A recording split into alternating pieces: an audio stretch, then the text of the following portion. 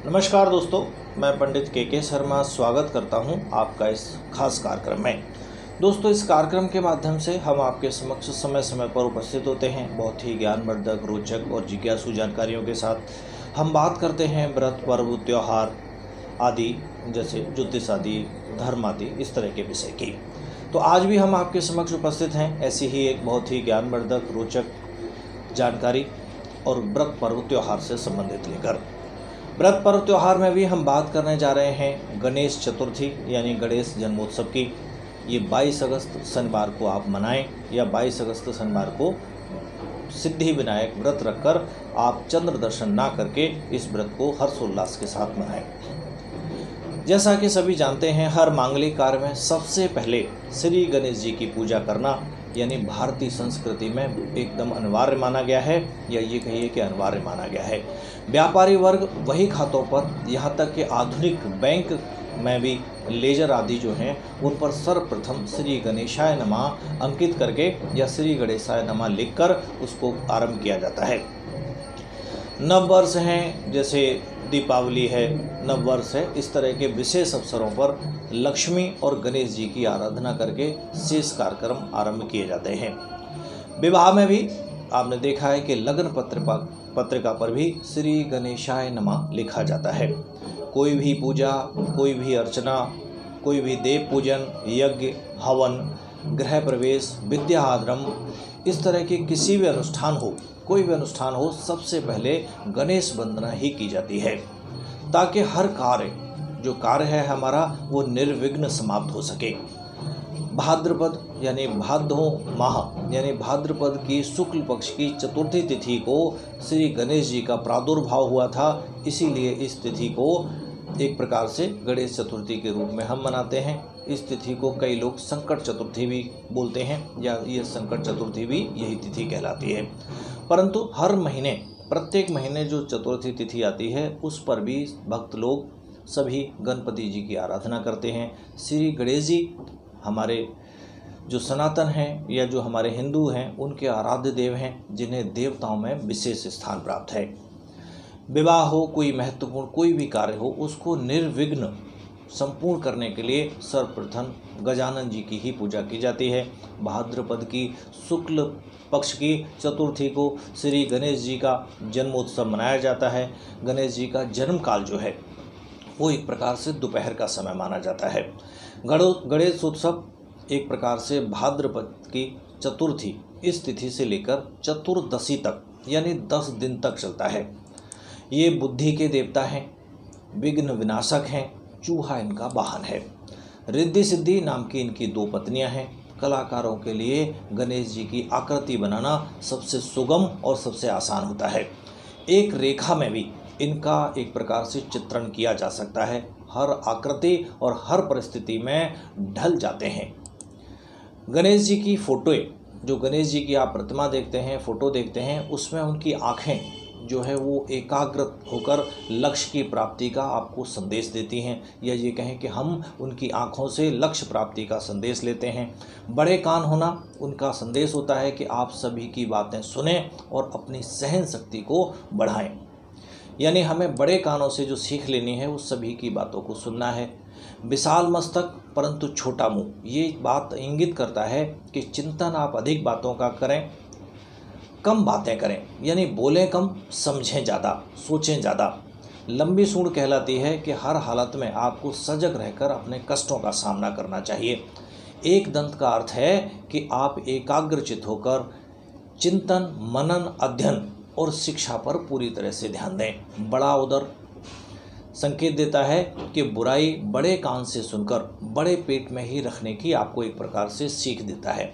छोटे पैर उतावलापन न होने की प्रेरणा देता है।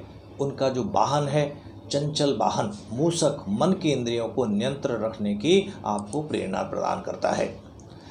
आज एक प्रकार से ऐसे समझिए कि 22 तारीख शनिवार 22 अगस्त को जो सिद्धि विनायक व्रत रखा जाएगा, इसे एक प्रकार से कई लोग कलंक चौथ, पत्थर चौथ इस नाम से भी जानते हैं। 22 अगस्त शनिवार को गणेश पूजन का जो समय रहेगा उसके बारे में आइए बात कर लेते हैं। प्रातः 11:06 से दोपहर 1:42 तक का समय प्रातः पूजा का रहेगा, जबकि चतुर्थी जो तिथि है उसका आरंभ 21 अगस्त की रात्रि को ही 11:03 पर हो जाएगी। चतुर्थी तिथि जो समाप्त होगी वो होगी 22 अगस्त को शाम 7:57 पर। पूजन से पूर्व अब हम जान लेते हैं कि पूजन करने की क्या विशेष विधि होगी। तो आपको पूजन से पूर्व शुद्ध होकर स्नान आदि कर आसन पर बैठना है। एक और पुष्प, धूप, कपूर, रोली, मूली, लाल चंदन और दूर्वा, मोदक आदि आप रखें। एक पटरे पर यानी लकड़ी का एक पटला लेकर उस पर सफ़ेद पटले पर पीले कलर का एक कपड़ा बिछाइए। उस पर श्री गणेश जी की प्रतिमा जो मिट्टी से लेकर सोने तक की किसी भी धातु से बनी हो सकती है उसको आप स्थापित करिए। उसके बाद गणेश जी का जो प्रिय भोजन है मोदक व लड्डू, उनको मूर्ति पर सिंदूर लगाइए। उसके बाद दूर्वा अर्थात हरी घास किसी भी तरह के षोडशोपचार के साथ आप चढ़ाइए। धूप, दीप, नैवेद्य, पान का पत्ता, लाल वस्त्र तथा पुष्प आदि आप उनको अर्पित करें। इसके बाद जो मीठे मालपुआ हैं उनका तथा 11 या 21 लड्डुओं का भी उस भोग लगाना चाहिए। इस पूजा में संपूर्ण शिव परिवार यानी कि शिव, गौरी, नंदी तथा कार्तिकेय सहित सभी की षोडशोपचार पूजा करनी चाहिए। पूजा के उपरांत सभी अन्य देवी देवताओं को विधि अनुसार उनका विसर्जन करना चाहिए, परंतु लक्ष्मी जी, गणेश जी इनका विसर्जन नहीं करना चाहिए। गणेश प्रतिमा का विसर्जन करने के बाद उन्हें अपने यहाँ लक्ष्मी जी के साथ एक तरह से विराजे रहने का आमंत्रण देना है। यानी मन मन में जैसे हम जब आवाहन करते हैं उसके बाद हम विदा करते हैं एक प्रकार से, तो उस समय पर हमें ये भी ध्यान रखना है कि प्रतिमा का विसर्जन भले ही हो रहा है, लेकिन गणेश जी से ये प्रार्थना करनी है कि आप हमारे यहाँ अदृश्य रूप में, माता लक्ष्मी से भी ये प्रार्थना करनी है कि आप हमारे यहाँ अदृश्य रूप में, क्योंकि लक्ष्मी जी धन के लिए और गणपति जी आपके बुद्धि के लिए दोनों ही चीज़ें आपको आवश्यक हैं, तो आप हमें हमारे यहाँ हमेशा विराजे रहें। इस तरह की उनको आमंत्रण या ये कहिए कि उनसे प्रार्थना करनी चाहिए। अगर आप ये पूजा किसी कर्मकांडी ब्राह्मण से संपन्न करवाते हैं तो उनका आशीर्वाद प्राप्त करें और उनको यथा योग्य जो आपसे संभव है वो उनको दक्षिणा दें, क्योंकि ऐसा माना जाता है जब तक आप दक्षिणा नहीं देते तब तक वो जो आपने पूजा आदि करवाई है उसका फल आपको प्राप्त नहीं हो सकता। एक बात का और ध्यान रखना है, सामान्यतः तुलसी के पत्ते छोड़कर आप सभी पत्र गणपति जी की प्रतिमा को चढ़ा सकते हैं, लेकिन गलती से भी, भूल से भी तुलसी का पत्ता जो है वो गणपति जी को नहीं चढ़ाएं। गणपति जी की आरती करें। आरती से पूर्व अगर संभव है तो गणेश स्तोत्र या गणपति अर्धशीष का पाठ करें। नीचे नज़र करके चंद्रमा को अर्घ दें। अर्घ देते समय इस बात का विशेष ध्यान रखना है कि चंद्रमा को किसी भी रूप में आपने देखना नहीं है।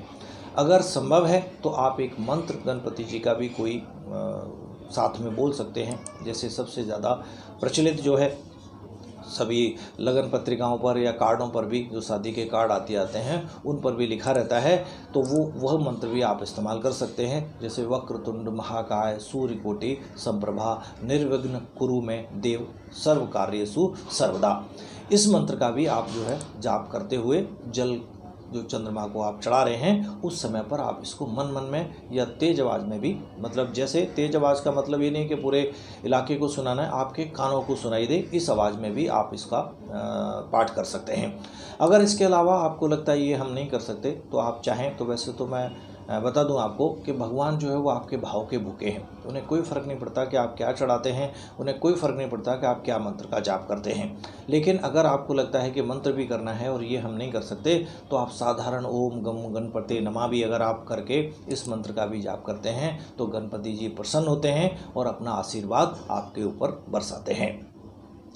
आइए अब बात कर लेते हैं इस गणेश चतुर्थी की कथा के बारे में। कथा पौराणिक कथाओं के अनुसार एक बार माता पार्वती स्नान करने से पहले चंदन का उपटन लगा रही थीं। उस उपटन से उन्होंने भगवान गणेश जी को तैयार किया और घर के दरवाजे के बाहर सुरक्षा की दृष्टि से उनको बिठाया।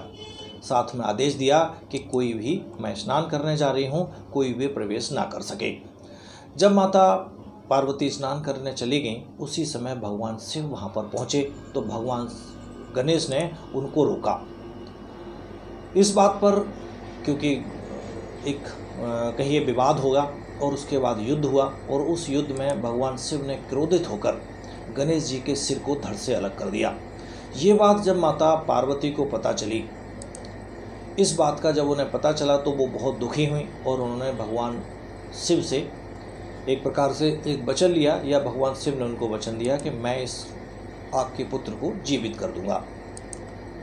लेकिन अब उसके लिए समस्या ये हुई कि अब इस बच्चे का सर कट चुका है, तो उन्होंने फिर अपने जो गण थे उन सभी को आदेश दिया कि आप जाइए चारों दिशाओं में, कोई भी माता अगर ऐसी मिलती है जो अपने बच्चे की ओर पीठ करके सोई हो, उसका आप सर लेके आइए, वो इनको लगा देंगे। कोई नहीं मिला। एक हाथी जो था, हाथी का बच्चा, हथिनी जो थी वो उसकी तरफ पीठ करके लेटी हुई थी, उस हाथी के बच्चे का सिर लाकर गणेश जी को लगा दिया गया। इस प्रकार से मान्यता है या माना गया कि गणेश जी के हाथी का सिर लगने के साथ गणेश जी का दोबारा यानी पुनर्जन्म हुआ। और ये घटना, इस घटना के दिन जो था वो ये भाद्रपद की चतुर्थी तिथि थी, इसीलिए इस दिन को गणेश चतुर्थी के रूप में या गणपति जी के जन्मोत्सव के रूप में हम लोग इसको मनाते हैं। तो दोस्तों, आज हमने बात की गणपति जी के जन्मोत्सव यानी गणेश चतुर्थी के बारे में। आगे फिर हम आपके समक्ष ऐसी ही कुछ और जानकारियों के साथ फिर उपलब्ध होंगे, फिर आपको कुछ और जानकारियाँ देंगे। आज के लिए इतना ही, तब तक के लिए आज्ञा दीजिए। नमस्कार।